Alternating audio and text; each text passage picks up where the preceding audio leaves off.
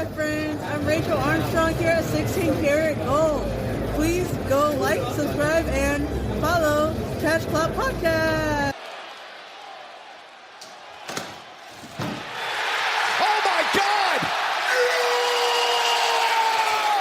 God! Welcome to another special episode of the Catch Club Podcast, and as you can hear, this is another English episode, and after we already had the preview to this year's Scenic City Invitational, we also have the review, and just like at the preview, I'm not doing this alone. As you can already hear, I'm Sebastian, and with me is Drew. Hello, everyone. And we have another special guest, someone that we got to meet in 2024 at the Scenic City Invitational. And I think it's fair to say he's pretty much involved in independent wrestling.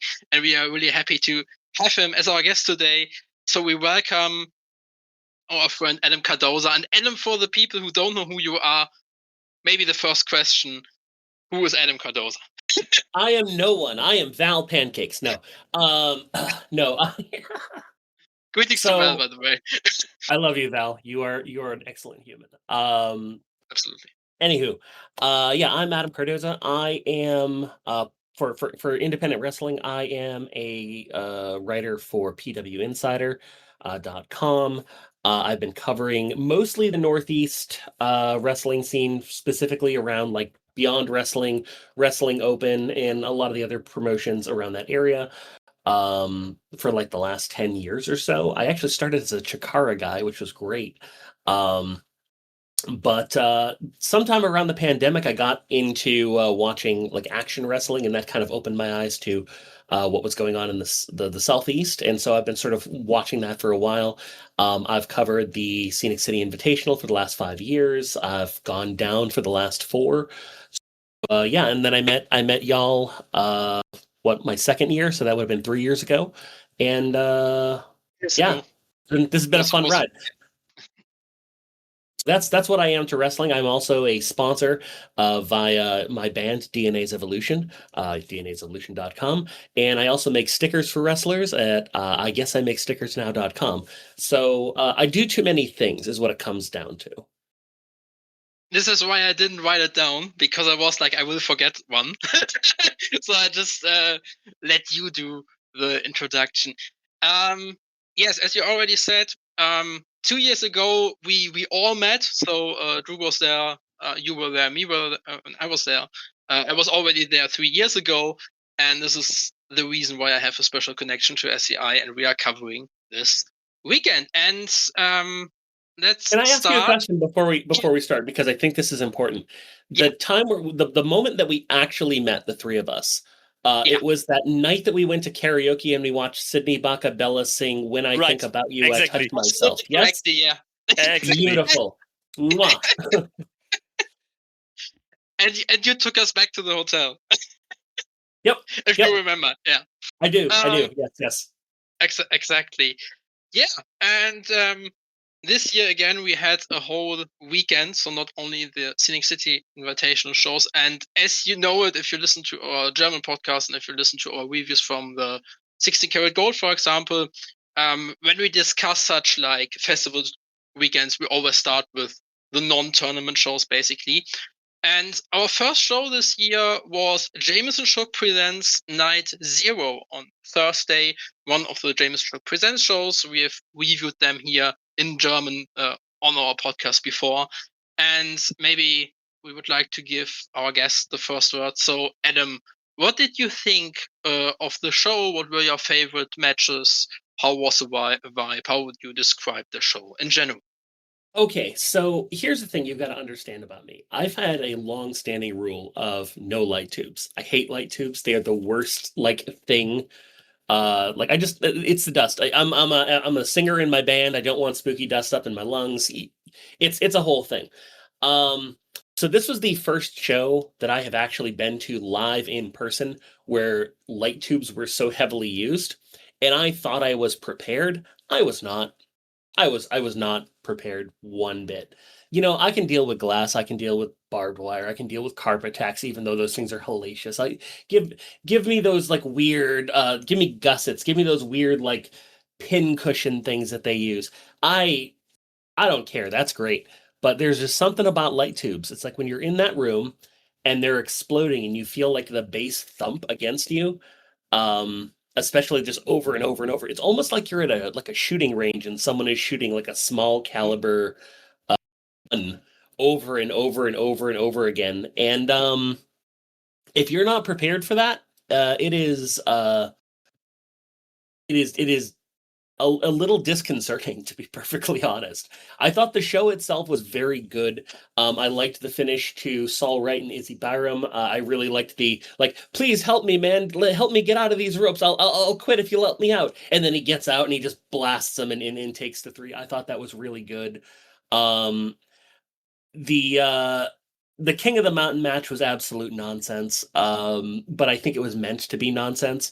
But I think like the real star of that show for me was the Big Dave versus John Wayne match, mostly because that was Big Dave's first death match period. So like on one hand, it was that story that you see in a lot of death matches of like how much can this guy take, how much can this guy take.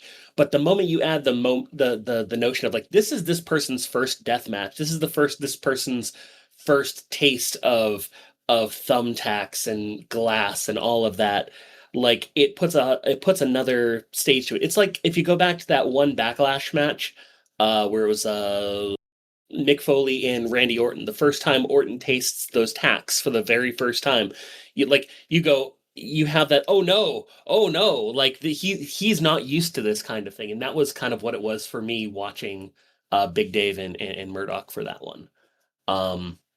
Yeah. Yeah, I have to say I watched it as well, and I have a feeling that it was more of a live show and didn't really translate so well on demand. because like what you said about Big Dave and his match, I agree. Big Dave versus John Wayne was easily my match of the night. But for me, as someone who watched it on his laptop, it dragged. It really felt like, okay, this is going on for quite some time. And you had, especially with the main event, which was pretty good, but also pretty long. Oh yeah. And I feel like if I would have been in the arena, I wouldn't have felt as much as I felt it in front of my screen. That was what, a 3.5 hour show, something like that. It was longer. Very long. Yeah, it was very long. Close to 4 hours or something like this. Yeah, like the first half of the show, I felt like went pretty good, but then the moment you got into like the pure deathmatch stuff, it started to drag, especially because like any one of those shows, whether it's it's NHB, and I think they've got their stuff together on this, but like anytime you have one of these like big spectacle deathmatch shows, you have to have like something like 10 to 15 minutes of cleanup in between every match where you've got to like get all the glass, get all the nonsense out of there, and then set up more nonsense. So like especially for that main event, there was so much that they had to set up and put together.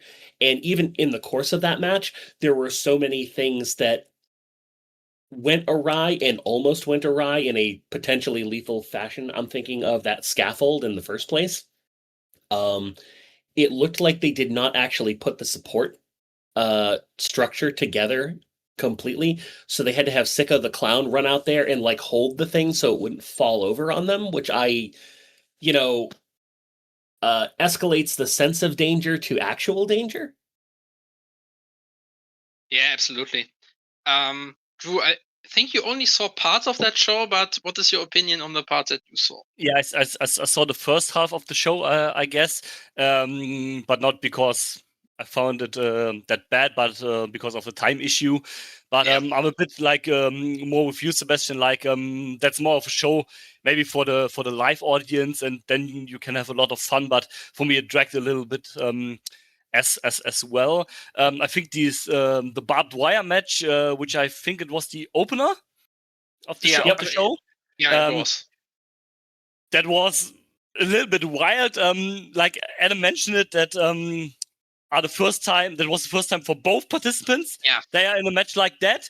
And I think you see it when I think for matches like that, you need someone who have experience in something like that, so you can help with what bumps you should take in that, and most importantly, what not. So it was a bit hard to watch. Sorry. It was a bit hard to watch to see that when like one of them hangs in a barbed wire and has like problems getting out of it, and no one has like the experience to help each other a little bit in that. So that was a bit tough to watch, but you can't really blame the participants because it was their first time. But so that dragged a little bit the match for that. But I think it was okay. But for me, it was the least interesting show of that weekend. Yeah, I would agree. That's fair. It was also like the first time that they did this, because normally you have TWE before that. So on the Thursday. So we will see. In general, we really like the shows. I think I can speak for Drew and me. We really like the James Shook Present shows, but maybe you have to think about the positioning on the weekend or something like this. Yeah. So I think we can continue with. We talked about a show that dragged. Now we will talk about a show that definitely didn't drag. And that's Action Future Showcase. And yeah, Action Future Showcase, for the first time we had a different way of doing things with a male and a female tournament. So we had a total of 8 matches, tournament matches, and also 2 non-tournament matches. So it was 10 matches, and still the show was only, I think, under 2 hours long. So first of all, again, our guest, Adam, what are your thoughts on the show? How did you like the new format, and how did you like the show in general? So this probably, from like a tournament standpoint, was probably the best Futures I've seen live. On the whole. And I think there's a couple of reasons for that. One, now I want to get this out of the way. I am very much like I am a fan of intergender wrestling. I think there are places where that absolutely works. And I have noticed that, splitting the tournament into a men's and a women's bracket, it's not like oh no, we need to separate them. It's actually the fact that they have enough of a women's wrestling contingent in the Southeast now that they can support an entire tournament. And I think that's excellent. Because, I've talked to folks down there, and they were like, it's like you tend to see the same couple of names pop up, promotion to promotion to promotion, and there isn't like enough of a groundswell. In the last year, they've done a lot to build up that roster so that, you can have a full 9-person tournament and have other people showing up elsewhere in the weekend. I think that's excellent. In terms of the show itself, this weekend as a whole was all about Ravenna Vane, right? She had that casket match at the Night Zero against Davina Thorne. She goes on to win this tournament. I think, like, as a worker, obviously, she's in the Futures for a reason. Most of these women are, 2 or 3 years in active competition at best. So to a degree, like, you have to look at this show in particular through, like, this is not the 5-star indie classic show. This is who's new and who's up and coming on the scene. So when I say Ravenna Vane stood out, I'm not saying like this is the next Sarah Del Rey. I'm saying that this is the face of the new class of the Southeast women's wrestling scene. And I think she has a potential to get there. And I think it was the right choice to give her that honor. I think everybody understood like what a good face that would be for the scene. On the men's side of the bracket, it was very interesting to me. I was introduced to Old Man Young Boy. Sorry, got it backwards. He reminds me a lot of Zack Sabre Jr., but fancy Ryan Clancy, but like nerd Thomas Santel a little bit. Like I like him a lot. I like his shtick. I think it's very good. I was surprised that he won the whole tournament, especially when you had people like OXP and Grayson Pierce in that tournament. But I thought the matches themselves leading up to that point were really, really good. It was very clear that the Damon Stryker Grayson Pierce OXP match ended in a way that they were not expecting. So I have a feeling that like the way the tournament shook out was probably not their first thought. But I think putting it on Old Man Young Boy, if he can capitalize on that and start showing up in other places, I think putting that on him would be worth it. From there, I think the only other thing I would say is that, and this goes back a couple of years to the show that y'all saw with me. That was the year that Mortar showed up and had that match with Gary J. And like blew the doors off of the Futures show, right? Absolutely. And every year at Futures, there's usually one match where you go, "Oh man, that person is crazy. I want to see more of that person." You know, or just, you know, the two feature matches were fine, I thought. Jack Moody and JT Paradox was fine. Chase Holiday, I'm just glad he got. I thought him and Jocelyn Navarro were a good team. But like the tag match with Mackenzie and Casey was good, but I think this is probably the first year where like the tournaments really stood forward. So maybe, you know, maybe that's it. The tournaments were just better and way more important than the featured matches this year.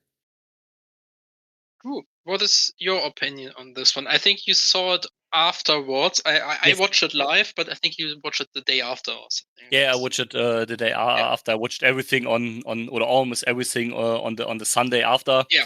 Catching all up. So I like this show as well. Like Adam said, like they switching a bit the focus on the tournament. Like this is not meant to be the 5-star show, like with the banger and the phenomenal 10 out of 10 matches or something like that. And it's like more the focus, like giving younger talent a spot with like the split of male and female. I like that as well. Like Adam as well said, you have enough women so you can make this. And like the women's tournament was faster, like complete than the men's one. So it seemed easier to fill like the female spots than the male spots, to be honest. Yep. And that was great. I liked the tournament as well. With a bit more focus on the tournament itself, and still it doesn't feel like it was a very, very long show or much longer than usual than other showcases. So I'm overall very happy with that. I'm super happy with the both tournament winners like Old Man Young Boy and Ravenna Vane. I think that's the perfect choices, and like Adam said, I think Ravenna has a very, very bright future in the scene for her. So yeah, I'm looking really forward how all the winners and the rest of the tournament participants like evolve in the next couple of months or years, and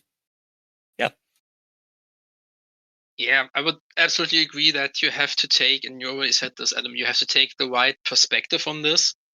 You shouldn't be going into this and expecting like 5-star classics. And you also have to take into consideration that this was the first year of the new way of doing it with both tournaments. And therefore, maybe you have different expectations compared to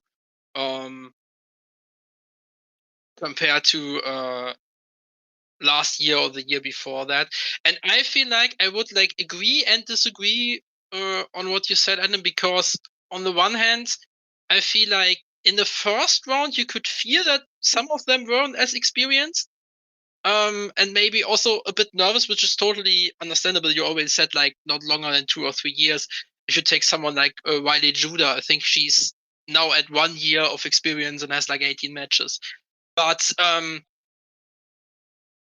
in the final, you could definitely feel like, okay, these are the ones who could win it and who have also like the quality, and like both finals are also enjoyed the tag team match, and the thing especially for that, yes, there wasn't like a classic like Mortar, but the Mortar match, but overall I think it was a solid show. But I think you have 2 more points, Ellen, that you wanted to make. Please do.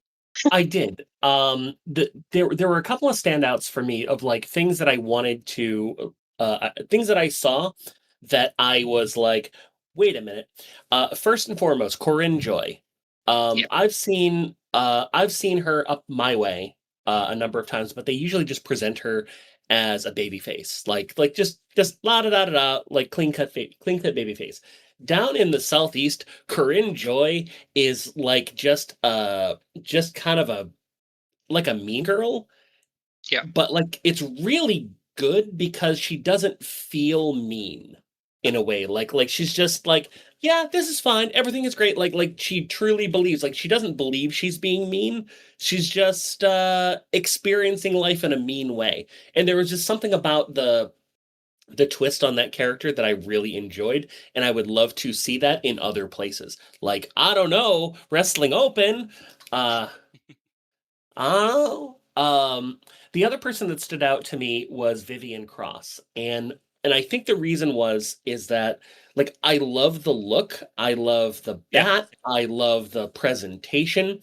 The thing I want to see out of Vivian is more intensity. There is a little bit of a okay, here we go, I have a bat now. I would love to see just a little bit more anger and intensity coming out of her, and I think the moment I see that, she's there. Yeah, she's also an example of what I just mentioned. If you look at Cage Match, according to Cage Match, she has only had 18 matches so far. Yep. She's 100%. Like everybody is. There are people there who have been doing this for a few years, and there are people there who are just getting their feet wet. And I think, like, as I said before, if you think about this as like this, these are all young, upcoming talent. Some of them are still finding their character. Some of them are still finding their voice. And it's like they will put it together, and the moment they do, it's going to be awesome. Absolutely. And what I also forgot to say is that I absolutely agree that it was Ravenna Vane's tournament to win, and she did, and it was absolutely, she was a clear favorite for me. The other one that I maybe saw was Cohen Joy, so it was a good final because everyone could have won it. Also Clara Carter, because they are already, it feels weird to say because Corinne Joy has also only been in wrestling for a bit over a year, but if you look at the exposure that she already got and the number of matches, she's on the more experienced side of the field. Yep. The finals absolutely made sense, and I also think that Old Man Young Boy was a good surprise. And yeah, so we had deserving future winners. And with that, I would say we go on to Scenic City Invitational to day 1 and day 2. One quick thing. We know that Blood and Honey series was also like officially a part of the weekend, but so far it's not online. So Drew and I couldn't see it, and Adam, you couldn't see it because you had to drive back home. I had an 18-hour drive. I had no business going to Atlanta. I think that this was the case for most people who were there from, let's say, a bit further away. We know that this happened, but we can't like talk about it. So let's just move on to the Scenic City Invitational, day 1, the Friday. And we started, as we always do, with the first round matches. And Drew, you can start with our first match. Joseph Alexander versus Tyler Franks. What are your opinions on this match? I think that was a great opening contest. I liked it this a lot. A-Game had like a really, really, really good tournament, maybe individually. The best or second best tournament of all participants. He had like really good matches. Even the day after, they were just better. He was great in this tournament, and I didn't see that much of Tyler Franks, but I think he had a really good showing in the first round as well. So that was a good start for the tournament, in my opinion, or for the weekend, for the tournament shows, to say it like that. Do you agree, Adam, and what are your thoughts on the match? So that match in particular, was going to be my work rate match of the night until Danny Orion and Shimbashi happened. But yeah, I agree. A Game I know very well. Again, he comes up to Open and beyond, so we see a bunch of him. I know what he's capable of. I know the stories he can tell. Tyler Franks, my first impression of him was the night before at Night Zero, and I watched him powerbomb a dude into a bunch of chairs, and I went, "This guy's gonna be awesome." And the next night, this match with A Game and Franks, it was a work rate war. I loved putting this match first and just having them go and go and go. And A Game connecting with that Claymore and finally folding up Franks for the win. I think did the right thing to set the stage for the tournament, to set the stage for A Game, but I don't think anybody knew it because I tend to think of like when people are coming in from outside of the Southeast, they tend to not have the longest legs in the tournament. So the fact that he made the finals, like, tickled me. It made me go, look, like they're booking against type. I love it. But yeah, no, this match absolutely ruled. I even picked A Game to win the whole tournament, so I already had like a feeling that he would go far. But you're absolutely right, and I would also agree with both of you. It was for me probably the third best match of the show, but you could also argue the second best. There's another one that I really like, and you have to say that I probably know Tyler Franks the best out of the three of us because I've seen him as a champion in New South, and I think the first time I saw him was in 2020. And back then he was in a team with Hunter Drake, the Talladega Knights. And for me, it was always like Tyler Franks is a really good tag team wrestler, but out of the tag team, Hunter Drake is like the bigger star. But I have to say, this is one of my favorite singles matches of him so far. That's where I know him from. Okay. Yeah. I knew Talladega Nights. Okay. That's what it is. Thank you. It's a few years ago, so. Yep. I think it was a pretty good match. It showcased Joseph's strengths, but also it showcased like Tyler's abilities. Because with Tyler Franks, I always had the feeling that he is a good technical wrestler, but for me, he wasn't really like exciting. And I wasn't really emotionally involved with him, but this was definitely one of his best showings. So a good start to the show. And I would just continue with the next match because after that we had Tyler Stevens versus Chase Holiday. And I have to say, it was a decent match. It was the right match for the right time. Wasn't too long, under 8 minutes. It was a showcase, a battle between the big guys, and Tyler Stevens won in the end. So I think it was a decent pick for the position of the second match. Would you agree, Drew? Yeah, I think decent is the perfect description for that match. It had a perfect spot. It was like the Hoss fight of the first round, but not like full power Hoss fight. But I had like this, to say in quotes, heavyweight action, and I liked it because it was then such a contrast to the first one. So it fits its role perfectly at the spot. How was it for you to experience it live, Adam? So I think this might be one of those things where it's like the difference between the live room and what you guys saw on the stream. This was the meat match of the night for sure. Like, big cracking chest chops and stuff like that. But the other thing was, and I really do not know if this came across the stream for you, and let me know if it did. When I was reviewing any of Tyler Stevens' matches through the tournament, I was just quoting Tyler because he was nonstop talking through his entire matches. What did I put in here for Chase? He was like, "Is that what it is, Chase? You like getting beat up?" As he just like beats the crap out of Chase Holiday. What this match showed to me was kind of the growth that Tyler Stevens has had as an in-ring presence. Like it was a meat match, right? You chop people, you go with that, but he was emoting, he was talking, he was doing a lot more than just being a wall. And I really liked seeing that growth from him, especially, since he came in basically around the time that I started watching action in the first place. But then with Chase Holiday, Chase has been around forever, but he's either been like injured or like something's happened or something like that. So he's never really gotten that spot to be in the SCI or anything like that. So I'm actually really glad that he got this spot and he got this opportunity just to kind of etch his name on the wall of the SCI. And, I mean, yes, he lost, but, I think just being in the SCI is just a badge of honor to begin with, if that makes sense.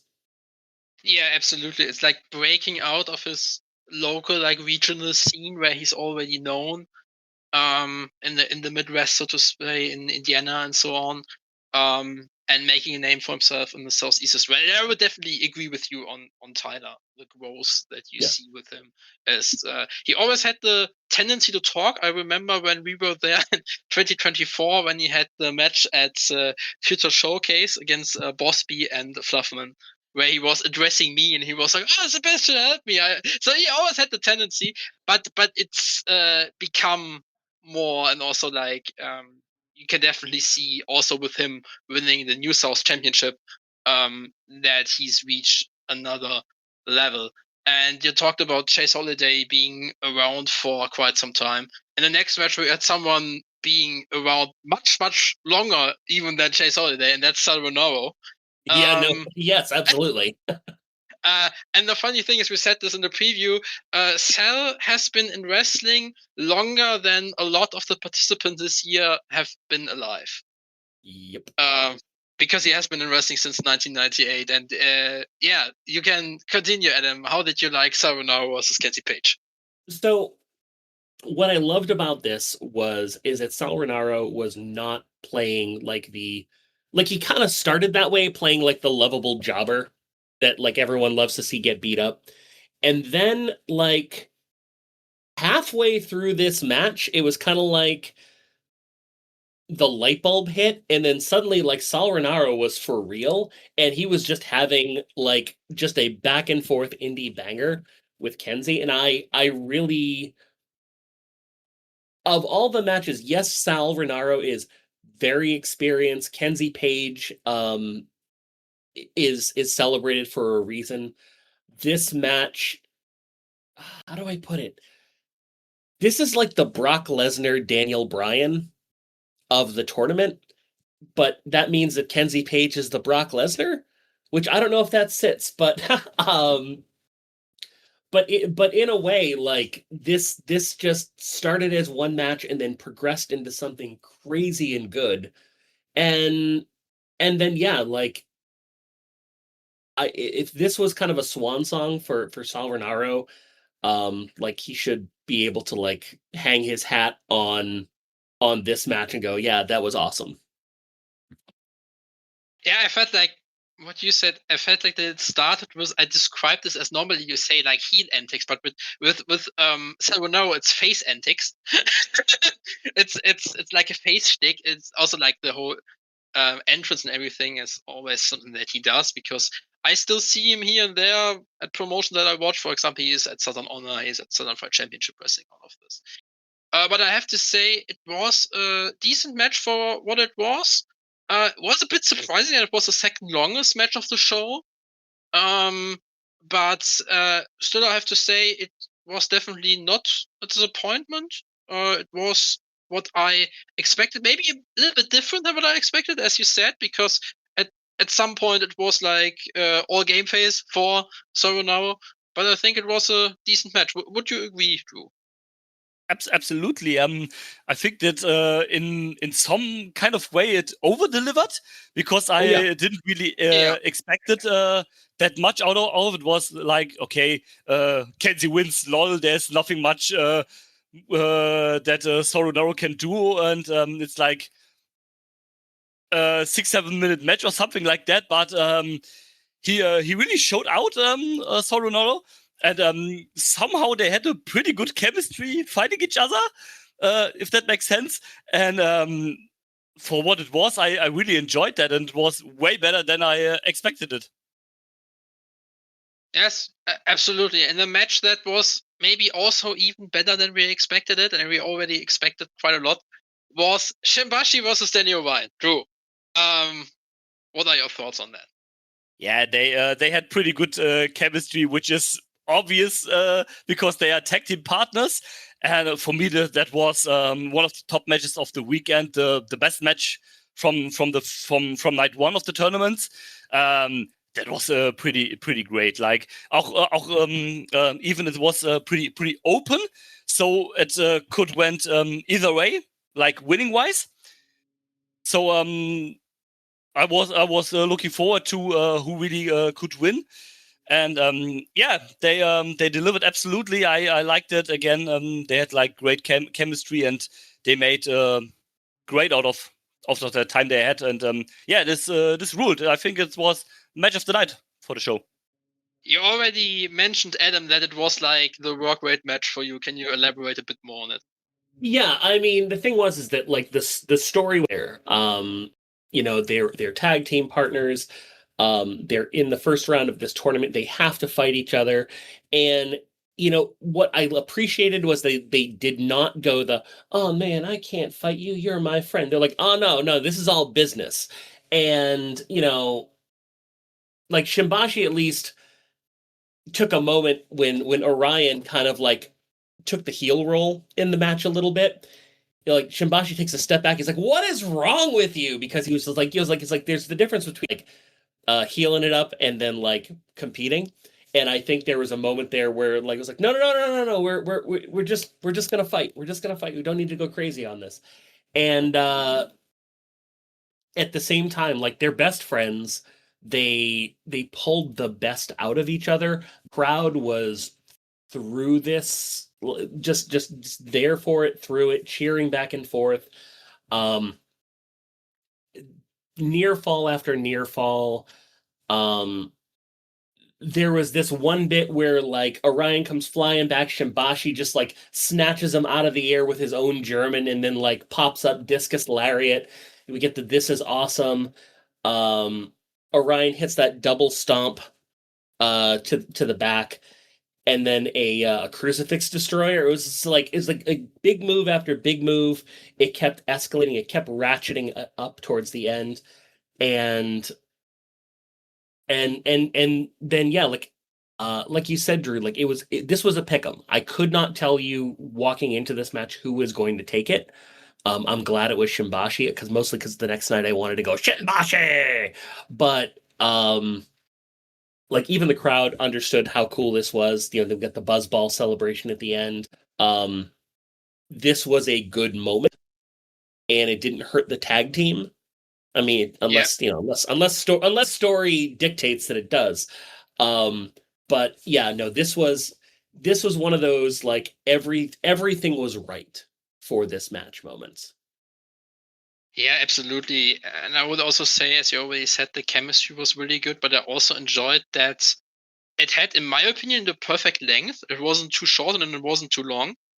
So it basically ended when they reached the climax. And sometimes you have matches where you feel like, okay, this should be the finish now, and then it goes on for a few minutes, and this one didn't. And I also enjoyed that this was, because oftentimes you have when tag team partners collide, you have that one of them is turning heel or something like this. And this was just like, okay, we are giving each other the best, and the better one will win. And that's a very good formula for a match like this, in my opinion, in a tournament like this.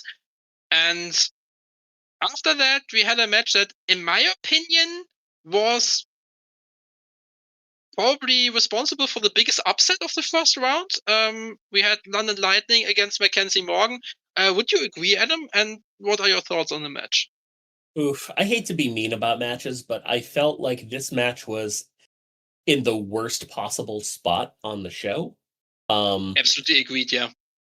With Danny Orion and Shimbashi like over delivering it the way that they did, having the next thing the people see be London Lightning and Mackenzie Morgan, like everyone was just emotionally dead after that. The first half of that match, everyone was kind of in recovery, which I guess was good because it lets London just kind of walk around and go, I'm really good at wrestling, and just be a loudmouth and all of that. But at the same time, like, I don't know, this match just wasn't there. Like, there was a bunch of awkward looking spots. The whole, like, Yes. I'm going to teach you how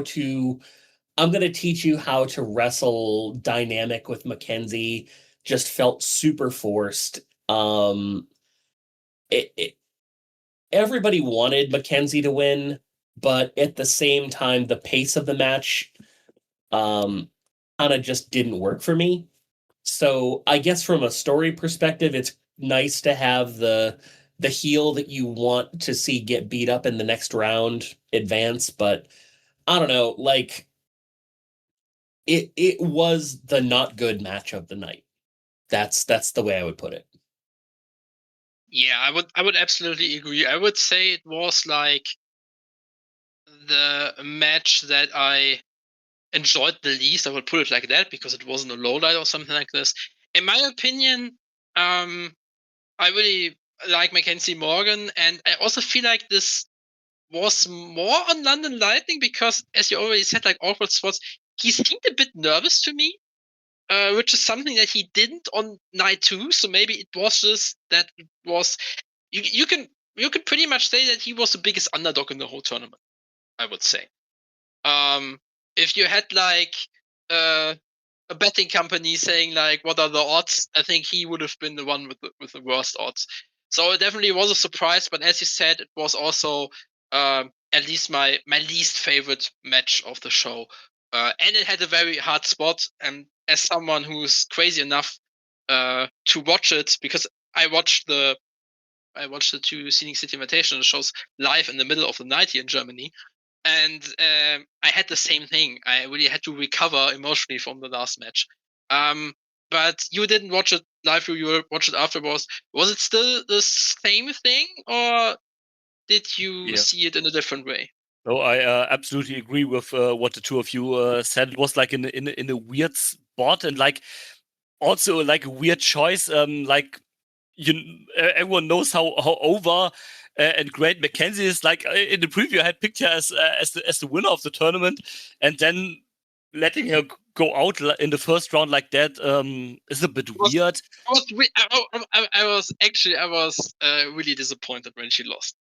Yeah, me kind of too. And I was like sitting here and was like, okay, what happened here? And so I think it's okay when you say we don't want to book her in the finals, but I think it's a weird spot someone like her lose in the first round. But so we had like a great surprise and kind of a major upset. I didn't have London Lightning on my booking sheets to get far in this tournament, so good for him, I guess. So for the surprise factor, it was great, but I think it was okay then, and yeah. Anything else you already said, you two? Yeah, and then we go on to Isaiah Bronner versus Dmitry Alexandrov, and I have to say that this was one of those matches where you say, okay, typical first round match isn't overly long, but I think they did pretty decent in the 6.5 minutes. I also think that this was I think that looking back, you can see that Bronner would go on to bigger things, but and I also say that probably Bronner was a favorite, but it's not like 90-10. It was still like pretty open with maybe Isaiah having the advantage, but I think it was definitely a decent first showing for both of them at the SCI, and yeah. But how was your perspective on it, Adam, as someone who was live in the arena? So, a couple of things here. Broner had a monster run in this tournament. Like I know O'Shea Edwards is the big bad kaiju, right? But Broner was Godzilla in this tournament, and this was like the first chapter of that story. I'll tell you this: that first shot that Broner hit Dmitry with that right hand and and they had to do the 10 count to get him up off the ground. Dimitri was probably shoot KO'd. And that's 6.5 minutes of Dimitri shaking the cobwebs off while Broner beat the absolute crap out of him. Was like, you never want to see someone get hurt. You always want to you always want to have a good story, and you want everyone to get out of this stuff safe. But I think that the story that we're telling here benefited from it, because Broner came out of that match like a monster, and that lariat that he hit on the finish was the loudest, thuddiest lariat I have seen in like a couple of years. It was gross to see. I know we talked about earlier with Tyler Stevens and Chase Holiday being like, oh, this was a meat match, but it wasn't like the meatiest meat match we've ever seen. Probably because it needed to leave room for Broner and Dimitri to just like try and knock each other's heads off, or in this case, Broner trying to kill Dimitri.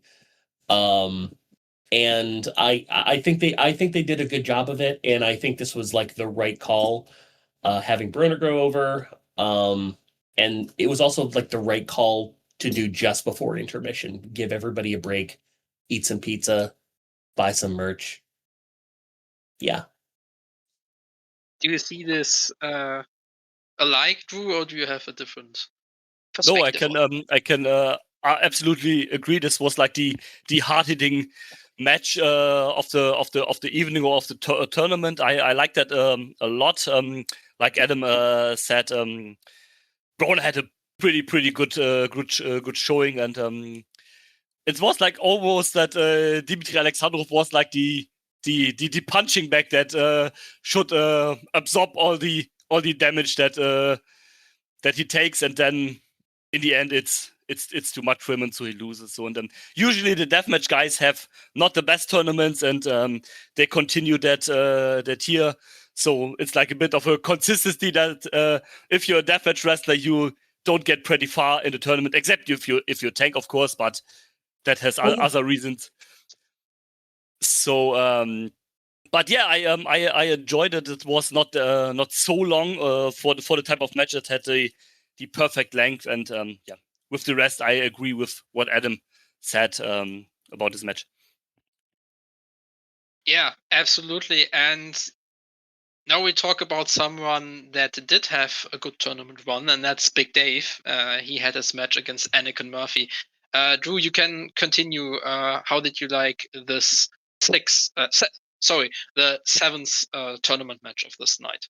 I loved that. I'm not pretty sure, but I would say maybe the second best match of the tournament of the first round.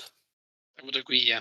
And it was like the Shimbashi Danny Orion match. It was like a coin toss. Either man could be the winner of this match. It was pretty open, and I was a bit sad when this match was announced, because some of these guys that are like a lot has to lose in the first round, and that's always sad. But there has to be a winner, so that's fine, I guess. And but I loved it. It was like an open match, a bit of a back and forth, and in the end, it was Big Dave who won the match. So yeah, for me, second best match of the night. That was great. I would agree, because you already saw maybe where it could lead to for Big Dave. He was one of the favorites, and this was a good first showing. And also because you had two people against each other where the audience was very like emotionally involved, or where I was really emotionally involved. And so I would agree. Also for me, second best match. They had a good chemistry. Again, it had the perfect length in my opinion, with a bit over 10 minutes. And at that point, of course, it's great to have someone who was there live, because how was the energy in the arena during that match, Adam? So the energy was really good. The crowd was there for both people. Like you said, this was a hard one to pick. Yeah. Like you could easily go like, oh, David versus Goliath. Anakin might find a way to pull it out, but Big Dave is Big Dave, right? Yeah.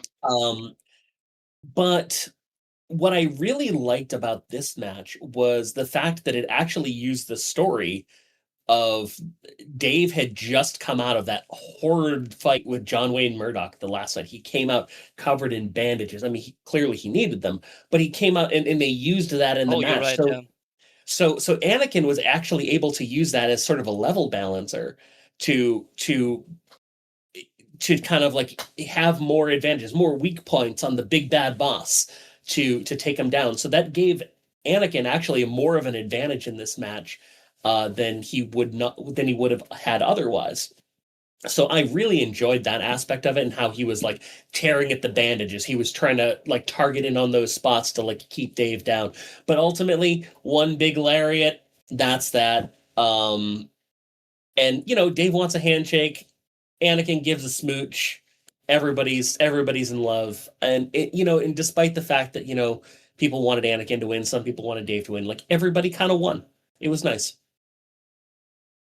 Yeah, and you can continue because after that we had probably the biggest name in the field with Effie facing Kelsey Reagan. And I don't know if it's the same with you, Adam, but this was one of the matches where I asked myself before, how would that turn out? Because I couldn't really imagine it. And I would like to know, was it as you imagined? Did you like it? How was your impression of it? My impression was that Effie was going to win. I was pretty sure Effie was going to take this. But what I really liked here is one of the things that we talked about when we were talking about Action Futures was the reason that we were able to have a women's tournament was because we had built a women's division. And Kelsey Reagan is, well over the 3-year working limit for the Futures tournament, but she's very much a face of that larger women's roster. So putting Effie against that face, I think was a really cool little statement here. Effie invites her into, quote, his world of the floor, and then she just beats the crap out of him on the floor. And this was actually like Effie kind of working from underneath for a good chunk of this match. And then I liked having Ravenna come out and try and get one over on Effie. But honestly, the finish for this match, like I didn't know how they were going to finish it, but I was really happy about this where Kelsey goes to mist Effie. He gives her a smooch, sucks out all the mist, spits it back in her face, sack rider 1, 2, 3. I thought like from a story perspective of the match, it was just like a perfect like little gift wrap bow.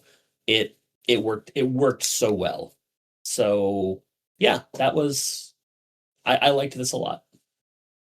I have to say what I found really refreshing is that we saw a different side of Effie.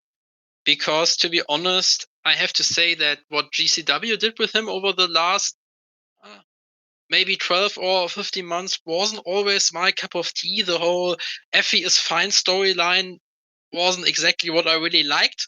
Yeah. Because I also had the feeling that it limited Effie, because I think he's a much better in-ring wrestler than people give him credit for, or that sometimes he's allowed to show. I would phrase it like that. And during this tournament, you could still see like his character work, but he was like serious. You really saw that in this match as well. So I think it wasn't like the best match of the first show, but for what it was really decent and was, like I said, better than a lot of Effie matches that I saw in GCW over the not so distant past. And therefore, also, I think it was a good pick for the co-main event because it was good for what it was. It wasn't overly long. It wasn't overly like spectacular. So you still had enough concentration for the main event. So I think it was the perfect example of like card placement that worked out. And Drew, did you have the same feeling watching it? And maybe what were your expectations going into this? Because I agree with Adam. I also expected Effie to win, but I myself couldn't really picture how the match would look like, basically. Yeah, I agree on that, but then if you think about it, it somehow exactly worked how you think this would work. Like a little bit of, I don't know how I phrased it better, but let's say sexual tension in this, like with the gimmick of Effie and like the gimmick of Kelsey Reagan that somehow fits into one another. So I think that's a right way of phrasing it. yeah, and so they connected on a gimmick level pretty good from the characters. And then I like the finish that Adam mentioned as well, like Effie sucking the mist out of her and then pinning her. And I think they had a good chemistry with like a little bit mix of comedy, but not that much that you have maybe from other Effie matches. So I enjoyed this a lot. I'm a huge fan of Kelsey, so I will always have a good opinion on her matches. And I liked it, and this was maybe my favorite, or maybe the Effie match that I liked the most in the last couple, maybe 2 or 2.5 years or something like that. So that's good, and he's like was a pretty good fit in this tournament then as well. So maybe better than expected or something like that. So what I want to say is I enjoyed the run or time he had in this tournament. And this was the last tournament match that we had, but we still had one more match because we had the no disqualification match, the undisputed IWTV Independent Wrestling World title match. And I would like to start on this one and say I think this was a more than decent way of ending it. It was 2 people who are familiar in the no disqualification environment, so to speak, and I think it was a good. It wasn't even like full-blown death matches, at least not for John May Murdoch standards. But it was definitely good and an intensive brawl.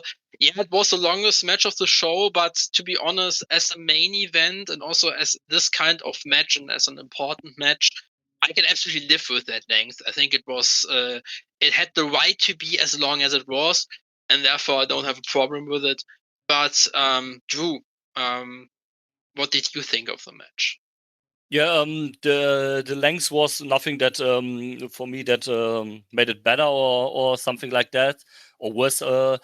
Like that was fine, but watching it on the TV, longer matches is often easier, I think.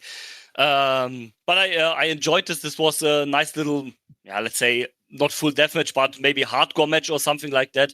Mance Warner has also experience in this style of matches, and you can't have any better than John Wayne Murdoch in this style of matches. So this works perfectly, and I like the fact that they're having a IWTV title match on this card. It's like values the tournament or the weekend a bit more when you have like a title match from the, like, let's say, government body of all these shows on your show as a main event. And like Mance Warner proved, he is a fighting champion, is like almost everywhere since he became champion. So that was pretty cool. And I like this match. Maybe not in my top 3 or something like that, but it was pretty good.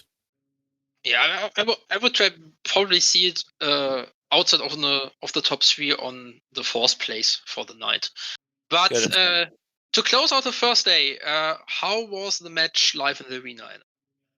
I mean, this was a match built for the South, right? Yeah, it was. This was like an old school, like IWA Mid-South, just beat the crap out of each other back and forth through the ring. Everything goes, we didn't have to get into deathmatch stuff. We got some chairs, we got some doors. The fact that it went 18, I think, is perfectly fine. Again, like you said, it's the main event. It is an IWTV championship match. And quite frankly, and as a complete aside, I really like what Mance Warner is doing as IWTV champion right now. He is trying to make a meal out of every match that he's having. He's trying to make every contender feel like a contender. Now, granted, you don't need to put John Wayne Murdoch on a pedestal in terms of like, oh man, I need to elevate John Wayne Murdoch as a contender for the championship. You really don't. It's John Wayne Murdoch. He's gonna bring a fight, right? So this was just a fight between two tough dudes in the TWE arena. I thought it was awesome. The crowd really loved it. They were into it the whole way. It went the way that I thought it was going to, because I think Mance has a lot of legs as champion right now, and I think he's doing a lot to rehab the IWTV Championship as something, as an important championship to be contested over. I could go on at length about my feelings about the IWTV Championship, and maybe we can talk about that again someday. But I would say I really appreciate what Mance is doing right now with this thing, and I want to see more of this.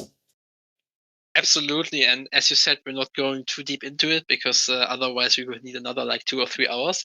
But let's just say he won the championship under circumstances that weren't that easy for him and for everyone involved, and so he really made the most out of it. And I think making the most out of it is also a good label for the whole first day, because to wrap it up, I have to say this year maybe I didn't have the biggest like expectations, because we had this slogan basically of the shows that it was all first timers, and then you have to think about it a little bit differently. Maybe there weren't like the biggest mainstream names or whatever on it, but I have to say it really delivered in my opinion. It was a more than decent like 7 out of 10 show, and I definitely enjoyed it. How was it for you in the arena, Adam? Oh, like you said, I walked into that going like, I know most of the names in this tournament, but these are not the biggest names. But I am appreciating that everybody here is getting a first time shot. And the fact that they were all, for the most part, everybody over delivered, I thought. So, you know, they recognized the stage that they were on and they stepped it up across the board.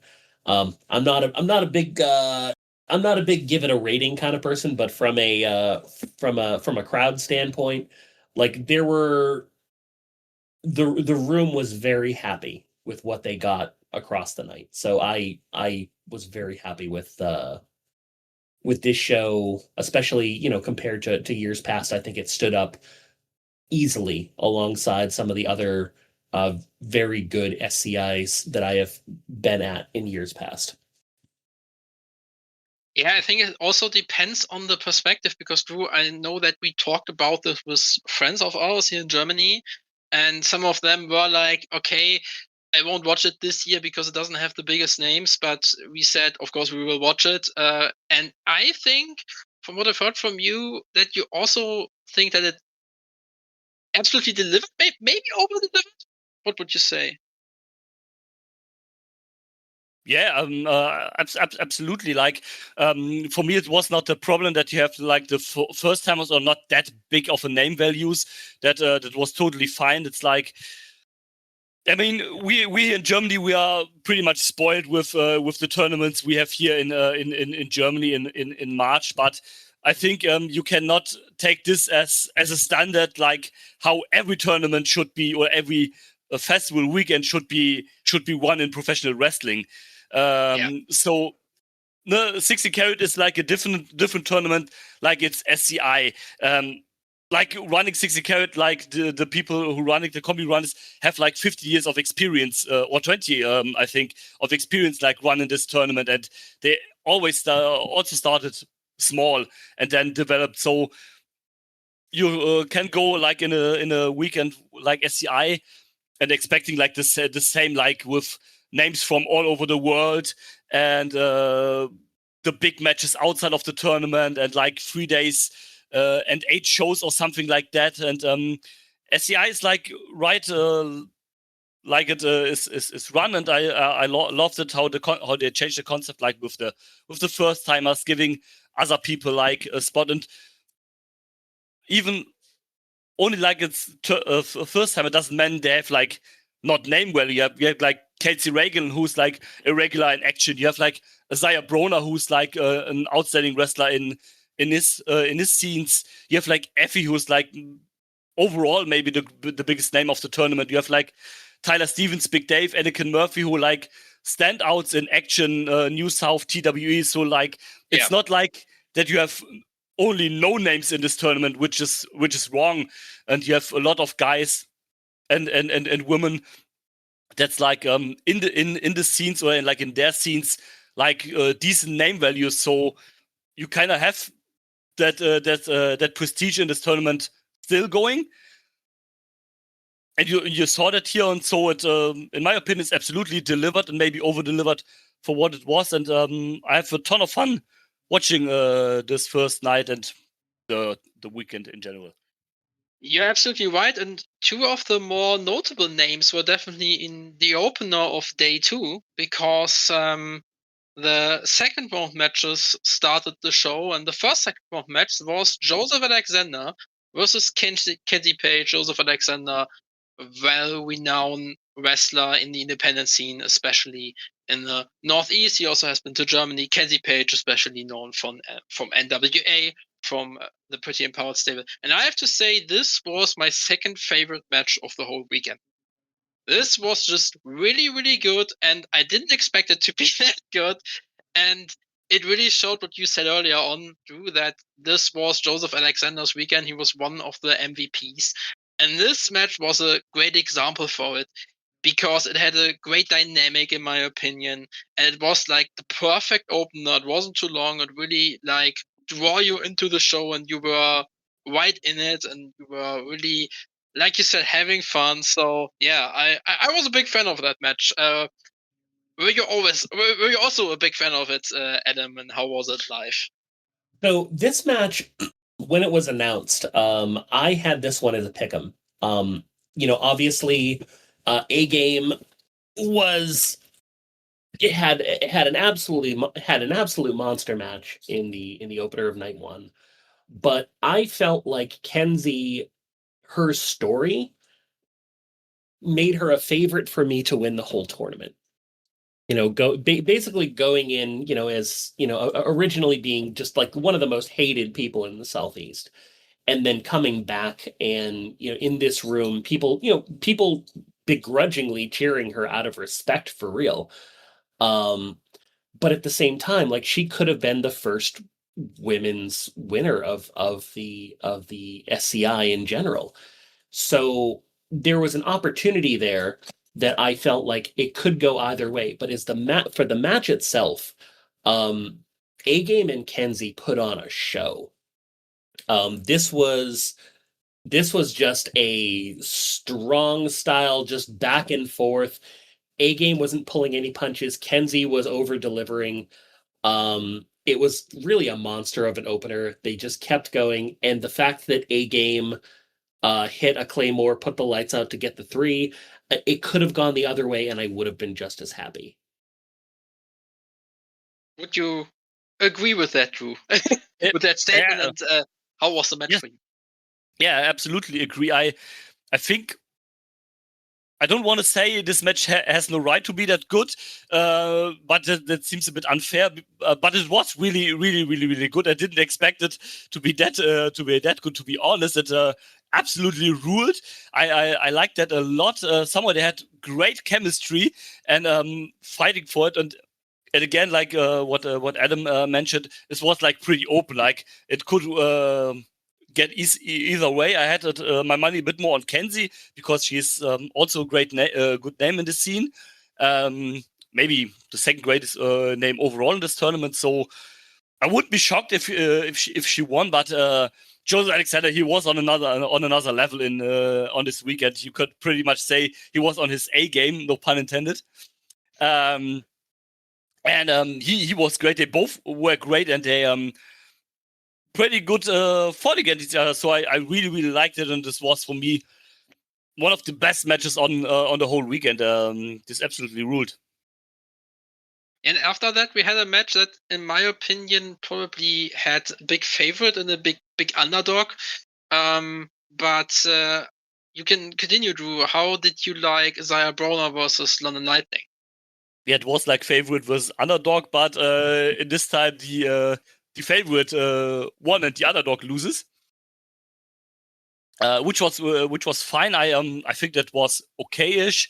So nothing really special yet for me at this time, but maybe it was so the perfect place for as a second match. It was fine for me, but didn't really stand out that much from the rest of the tournament matches, if that makes sense. Would you say it like this as well, Adam, or do you have a different opinion on it? I would say that I enjoyed this match, and I think the crowd enjoyed this match too. Think of it like this. Yes, it was an underdog, kind of situation. Broner, the monster, London Lightning, the underdog.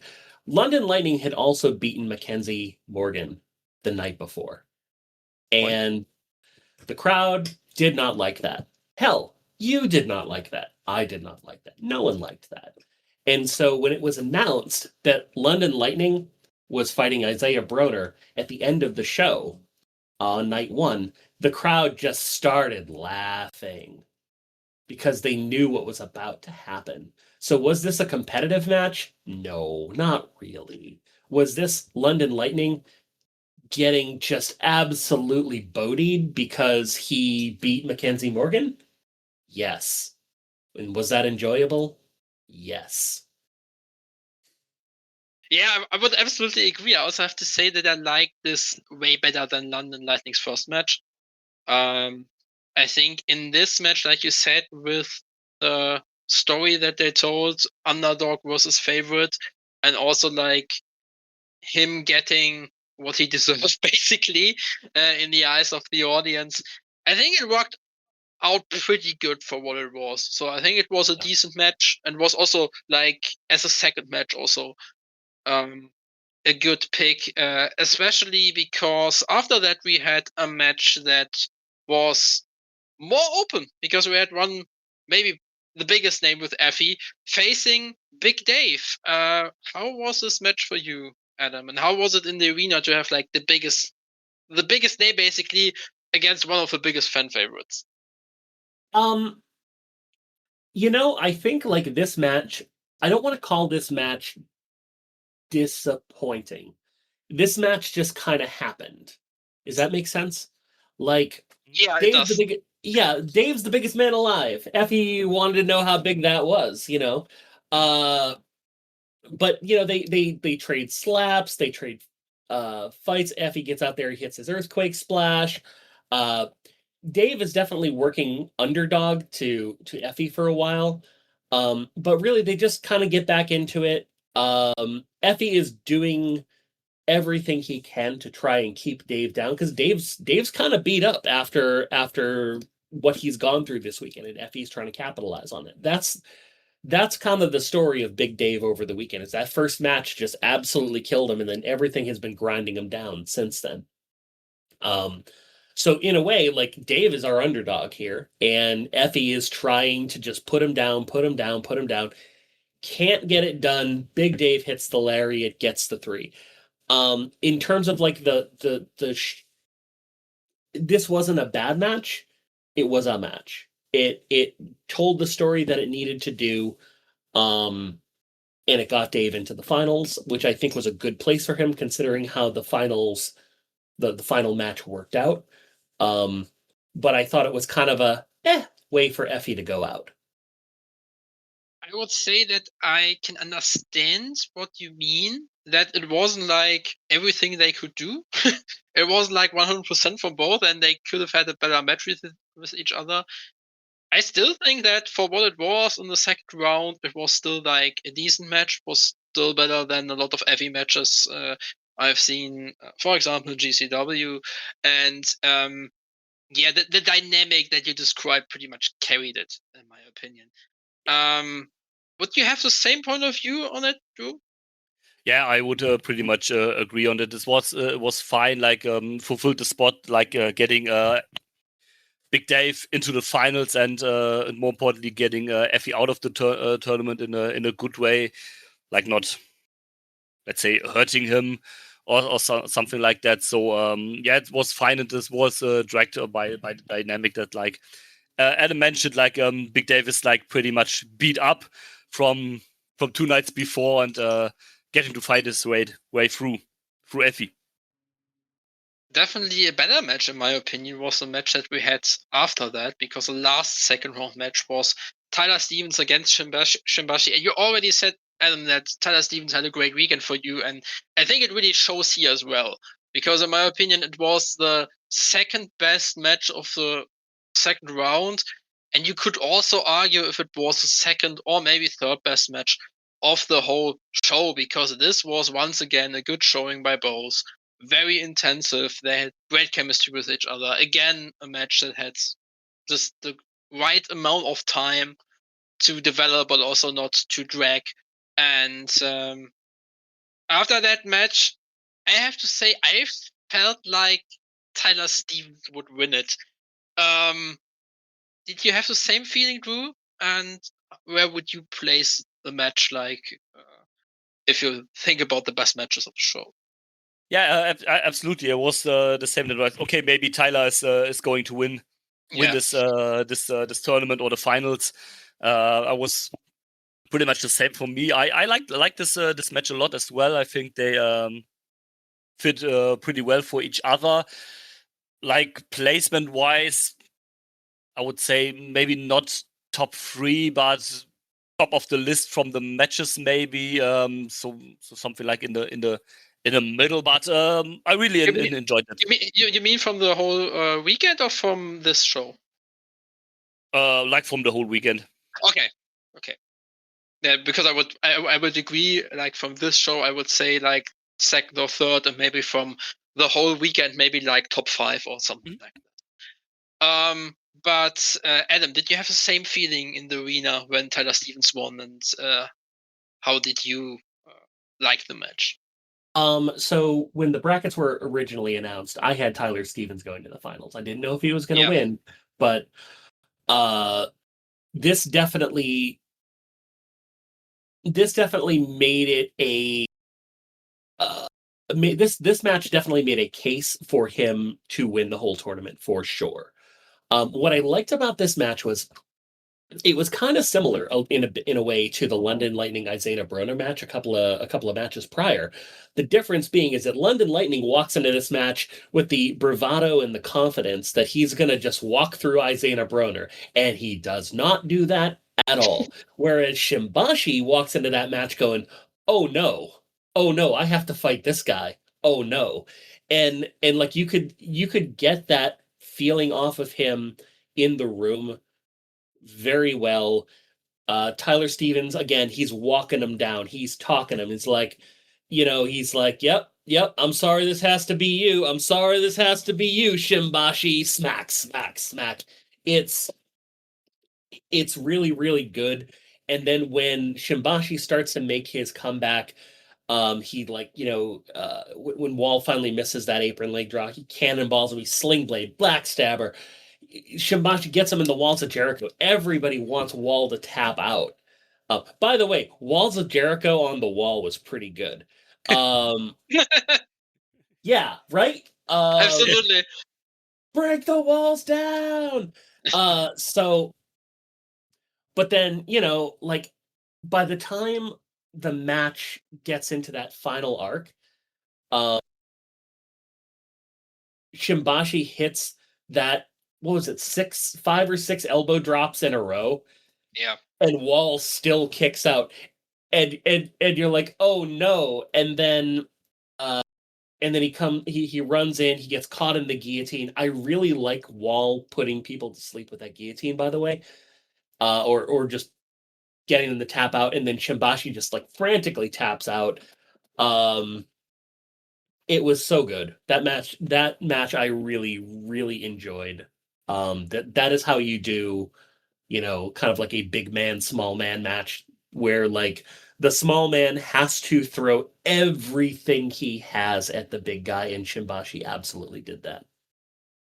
And with that match, we closed out the second round. And before we came to the final, we had 3 non-tournament matches. And we started with The Thirst, Kelsey Reagan, and Ravenna Vane, alongside Davina Thorne, against Pool Patrol, Anakin Murphy, Dimitri Alexandrov, and of course, the main guy of the weekend, Boondog. Drew, how funny was this match on the scale from 1 to 10? Yes. No, I think this was really entertaining. Like perfect place. Like after the second round matches, you have something like to calm down, to have some fun, and to have a little bit of an alternative besides the tournament. So that was a pretty good place. That I love the dynamic between Boondog, and The Thirst. Like that was pretty entertaining. So yeah, match quality wise, nothing special, but that hasn't the aim to be great or something like that. It was like super entertaining, and for that it absolutely fulfilled what it should be. Yeah, I would agree. I think it was fun. It wasn't overly long. Everybody got to dance along with Boondog. And I think if we were live there in the TWA arena, it would be hilarious. Yeah, we can ask someone who was live there, Adam. It's your I don't call. know. I don't know what you're talking about. No. So what was lovely here? I mean, obviously Boondog. Boondog's great. Boondog is just a dirty old man, but everyone's in on the joke, so it's not gross. So it's fine. The thing that I loved here was having Davina Thorne teamed with the Thirst on this one, because Davina Thorne tried to beat Ravenna Vane in a coffin match. Didn't happen. Davina Thorne tried to beat Ravenna Vane in the Futures tournament. Didn't happen. And now maybe Davina Thorne will finally get a W on the weekend if she teams with Ravenna. And she does, and that's great. And then the Thirst just absolutely just murders her at the end of the match, and I think that was great too. Like you said, not too long, very fun.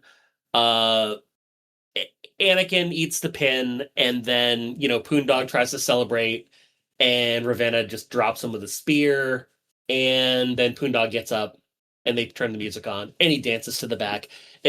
Fun. It's all fun, and it's definitely a change of pace. Shake things up and get everybody ready for the finals. It was delightful. We saw Ravenna Vane here as the winner of the Future Showcase tournament of the female version. And in the next match, we saw the winner of the male version, Old Man Young Boy, against Casey Owens. How was this match for you, Adam? Woof. I don't know why. I like Casey Owens a lot. And I feel like we've talked about people who had good weekends, and then I don't know, Casey Owens has been in a bunch of matches this weekend that kind of made me go, ugh. I don't know what it was, but I just didn't like him all that much. And this was one of of the matches on this show, this was like the it happened kind of match. Yeah. I thought it was weird to have in the same way we celebrated Ravenna Vane in the previous match by having her get the win, I thought it was weird to tap Old Man Young Boy out to Casey Owens. Like, it was a good showing, but it felt so weird to put the Futures winner in that spot and make him lose that way. I don't know, have him lose in a tag or something like that where it's not his fault. Like, this didn't feel great to me. Yeah, I would agree. I would also say, I feel like that London Lightning versus Mackenzie Morgan was probably the match I liked the least of the weekend, but this one was the one I liked the least of the show. And I would say it was also due to placement, and as you said, it was weird to have the Futures winner lose. I think it was still quite solid, but it was the most unspectacular match of the night. I would go so far to say that. And maybe it was more the placement of Casey in some matches that didn't make it his like showcase weekend. Because the ability is there, we all know that. But would you agree on what Adam and I said? Yeah, absolutely. The biggest getaway was for me like, okay, why you have the winner of Future Showcase win basically on the same day, like where he won the tournament, he loses then to Casey Owens. I was a bit like, okay, why? And it was okay, but it wasn't that long, with a little bit shy of 6 minutes. So yeah, it was fine for what it was. But maybe it was like the end of this cool down phase, if that makes sense. And then we have like the better and better matches and the final part of the show kicking off with after that. Yeah, after that we had another like non-tournament match, but we had a match that had big implications because it's a traditional qualifying scramble match for the SCI 2027. So the next match eventually led to us knowing the first participant and of the SCI next year. And we had Clara Carter beating JAC, Jameson Shook, Sean Christopher, OXP, and Tyler Franks. And I would say from the non-tournament matches, it was maybe the best. It was also not overly long, but it really played its part well. It was decent. It was surprising because I didn't see Clara Carter winning it. On the other hand, it does make sense because I think she's among the more experienced wrestlers from the region. You have to say she's not. Yeah, she's like from the southeast. She's not from the region in terms of she's not from Atlanta or Chattanooga. She's from North Carolina, and she's more known for her work for promotions like PWF, for example, in North Carolina. But I think it was a good choice to have her win this match as a surprise. Would you agree on that, Drew? Yeah, absolutely. And if you look at some of these names like Jameson Shook, Sean Christopher, maybe even the OXP, I think that's like names you can, besides from that scramble, announce for the tournament. Like you can say in maybe 6 months or so, oh yeah, here Jameson Shook, he's in the tournament as well, or OXP or someone. Or Sean Christopher, yeah. Or Sean Christopher, maybe, of course. You can put them in the tournament on a later point without winning a qualifying match or something like that. So I think it's fitting that you have Clara Carter as the winner for this match. And yeah, it was totally fine, like a little match before the finals, and then you have like implication for next year's SCI as well with that. So yeah, totally fine. How was the match for you, Adam? I'm gonna say something that feels like I'm gonna chew. I feel like I'm gonna eat these words in a year, and I hope I do. I don't think Clara Carter should have won that match. And I think the reason is that putting Clara Carter into the SCI next year is a gamble. Because if you took Clara Carter as she exists on that tournament weekend, and then you put her in the SCI next year unchanged, she goes out in the first round. So what they're doing is they are making a bet that the growth trajectory of Clara Carter over the course of the next year is going to be such that she will be a force in the 2027 tournament. That's a bet. That's a gamble, right? So yeah. I can only hope that that bet pays off. But when you then look at the rest of the field of this match, you've got Sean Christopher, you've got Tyler Franks. OXP is kind of in a similar position where like that's a bet. That's, OXP's flashy, he's good, but is he tournament ready? I don't know. Jameson Shook is a proven commodity. Any of them you could have win this match, put them in the tournament, and that would be fine. Clara Carter, is a gamble. And I hope, for the sake of the 2027 tournament and for the sake of Clara Carter, that she recognizes like the stamp that they've put on her, and that she rises to the occasion to be ready to take that tournament on in full next year. Yeah, I absolutely understand the line of thought there, but before we talk more about the future and 2027, we want to close out our review by talking about the Scenic City Invitational Tournament 2026 Final sure.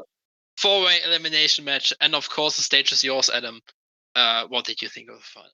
So I'm going to take one step back for a moment. Yeah. There is one bit of structure here that I really wish they had changed up. Before we went to the finals, they did the SCI Hall of Fame, which I assume was You're absolutely right. Thank you. not a problem. You know, they inducted Jimmy Rave, you know, ROH TNA legend. They inducted Sean Tempers, who was one of the original members of the Devil's Rejects with the Rev and Tank. They inducted James Grandbud Higdon, who was the person who founded TWE Chattanooga, with the building that the SCI is taking care of. The story there, by the way, is incredible, where basically Jaden needed a place to wrestle, and his grandfather built a whole wrestling school and promotion just to teach his grandson.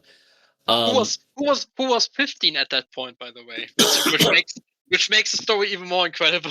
His grandfather was 70 at that point. His 85-year-old grandfather was in the building that night. Incredible. I think in terms of like placement on the show, my only thing would have been is I would have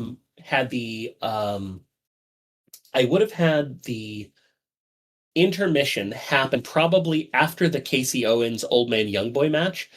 I would have done the Hall of Fame segment then, and then I would have done the scramble just after the Hall of Fame, leading into the main event, because I felt like the very, very beginning few minutes of the main event kind of suffered from the fact that we had just had a long period of talking and emotion. You know, we were talking about people who did not make it through, like in the case of Jimmy Reeves, someone who did not make it through, and we were talking about him in memoriam. There was a lot of emotion in there. Sal Renaro did his best to keep it together during accepting that award.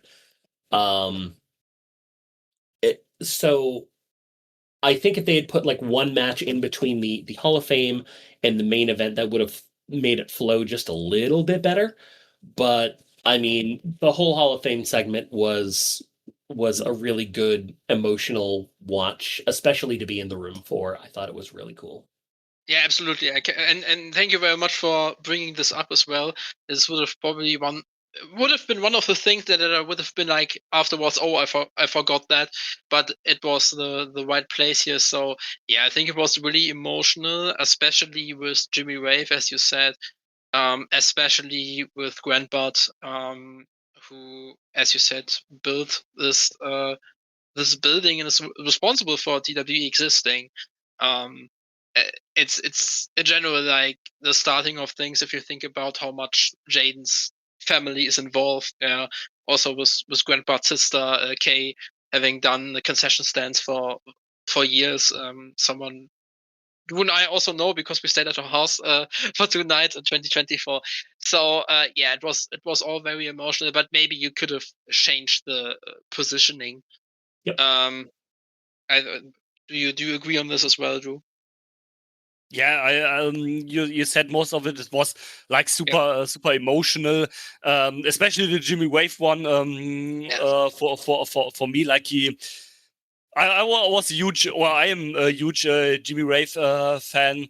But to see like he get his flowers was a nice moment, and with Grandbud as well, who they also announced that they changed the name of the TWE arena at least a little bit. So that was pretty cool, pretty moving. And yeah, it was a nice serious emotional touch for this weekend, which makes it a lot greater. And one more thing, because before we will get to the final, I think next year it will also be emotional because there's already one inductee announcer that's SPO. He will be in next year's Hall of Fame. The referee that's really known from IWTV that's tragically passed away. I think it's over 3 years at this point ago. And this will also be very emotional and also a very deserving inductee. But now, Adam, how was the final? The final. The entrances alone, I thought, were some of the best that I've seen in the SCI top to bottom. The Wall coming to the ring, he's imposing. He's coming to the ring under like very low lights. A Game is coming out more MMA style with Old Man Young Boy kind of giving him, cornering him. Broner just comes through the back door with like a boxing entourage. Big Dave pulling up to the venue in a pickup truck and he comes in the front door. Like it made so much good use of the space, and it made every person feel like a star and that they belonged in that final. Did that translate on screen absolutely. for y'all? Yes, absolutely, yeah. Okay, so I mean, you basically have like a big guy in Broner, a big guy in Big Dave, the big guy in the Wall, and then you've got Joseph Alexander. He's not a small man, but he is a small man compared to these four, right? So, the fact that Dave goes down first was a surprise to me, but at the same time, it made a lot of sense considering the story that they had been telling throughout the tournament. Dave's beat up, Dave's been getting beat down. So, they had a really good opening four-way, back and forth, everybody getting a little bit here, everybody shining, everybody taking heat. A Game working legs whenever he can. But it comes down to Broner and that gigantic lariat, and he just blasts Dave down. Dave goes down 1, 2, 3. A Game gets back in there. It looks like A Game might actually, be able to put Broner down.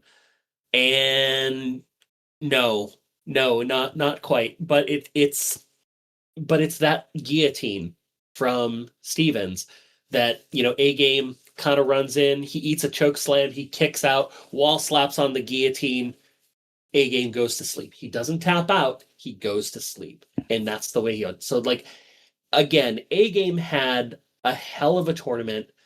And the fact that he went to sleep as opposed to tap out just made that finish feel stronger, both for Game going out, but also for Wall going into the final two. And at that point, we are at King Kong versus Godzilla. Wall and Broner, just two big men. I could not tell you at that moment in time who was going to win that.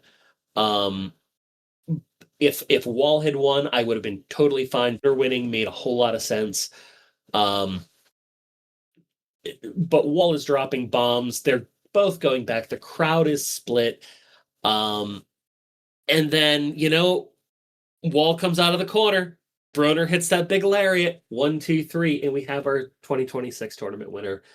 It was basically the perfect way to end that four-way match. I think that I loved the story that they told. And I think the story was consistent throughout the entire tournament. So as a tournament goes, I think they did a really, really, really good job here. And yeah, I thoroughly enjoyed this final. How about y'all? Yeah, Drew, how did you enjoy the final? I absolutely loved it. The way that was produced and played together was great in my opinion. how they put it, like the beginning with like Big Dave is the first one eliminated and was like, oh, okay, he was like maybe a favorite, he's going to get out first, but like Adam said, it made absolutely sense like with the way he had through this tournament that he goes out first, so that's fine.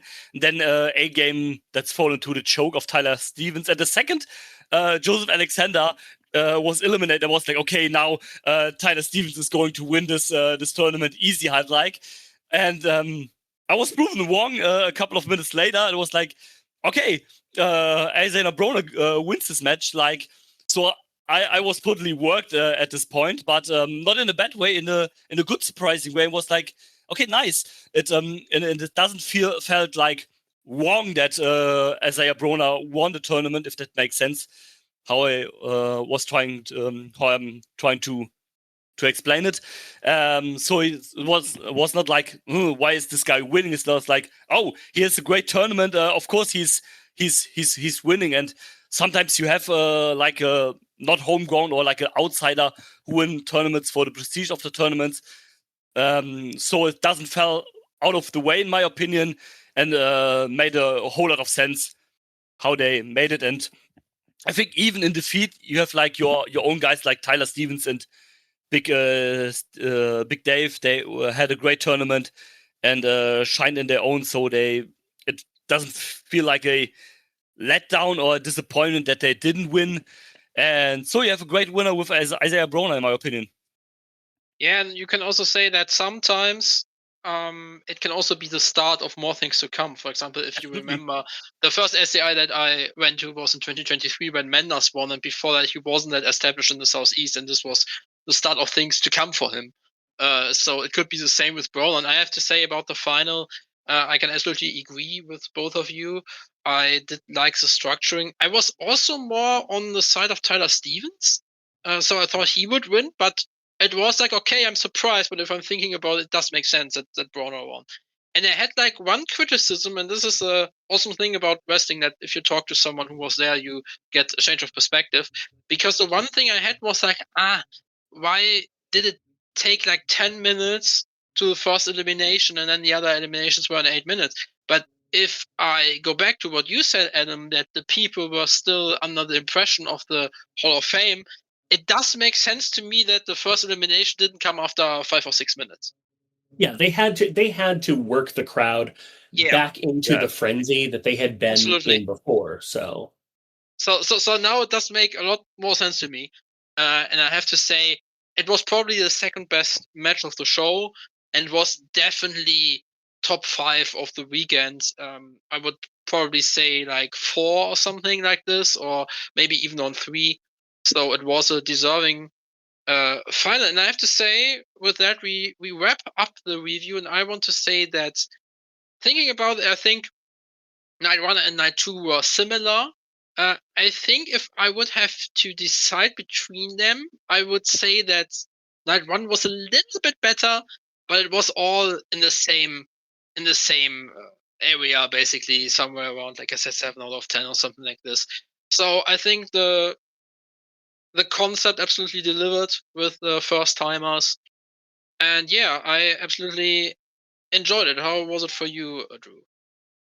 Yeah, I can agree. For me, it was like almost the same. Maybe Night 1 was a little bit better, but you can argue you have more tournament matches or more straightforward singles matches, which I often prefer. So, but it's up to you which one is your favorite in this one. Overall I loved it. I had a lot of fun watching these shows. As always, it's one of my favorite times of the year, watching these tournaments. Have, of course, just like you, Sebastian, a bit more personal connections, because we know many people from people from there. We were there live. You were twice. I once. So it's always a special time to watch these shows. And I, as always, had a lot of fun with these and really liked them overall. One thing I didn't mention, and thanks again, Adam, for reminding me, if we talk about this tournament, and you will have the last word. In the preview with Val, greetings, by the way, we talked about this also being special because it was Scott Hensley's last Scenic City Invitational. As we know, Scott will, pretty much. I don't know if you can say he will retire from wrestling, because to me it seemed like we could see him now and then, but he won't be as active anymore in wrestling. Closing out this year, so this was his last SCI, and therefore I would like to ask you, Adam, how did you enjoy the tournament, and how was it for you to know that it was Scott's last tournament? And there were also some kind of tribute. Could you elaborate on that? Sure. So, of course, the main event wraps up, and then we have Jameson Shook comes out. He presents the trophy to Isaiah Broner, and what you were saying before about how this could be a step up to things in the future. I think this is truly the case. Broner says he's been working hard for 8 years to get to the moment of this where he can say, like, right now he's the best in the world. At least on that night, and he doesn't want the victory to lie on its own. Broner wants to be everywhere, and I hope that as the years go on, we see more and more of him everywhere. So as that is wrapping up in the room, Tank comes out, and he basically says, whoa, everyone's giving thanks to everybody, but we need to talk about someone. We need to talk about Scott Hensley. And yes, Scott Hensley is leaving the wrestling business in October.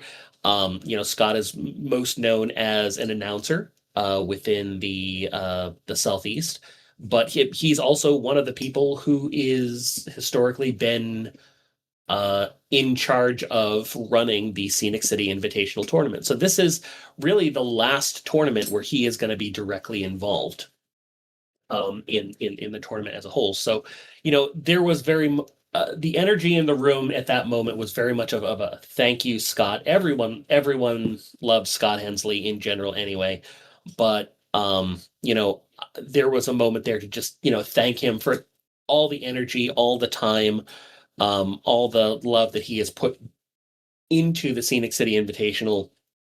It's on its 11th year this year. It'll be 12 next year.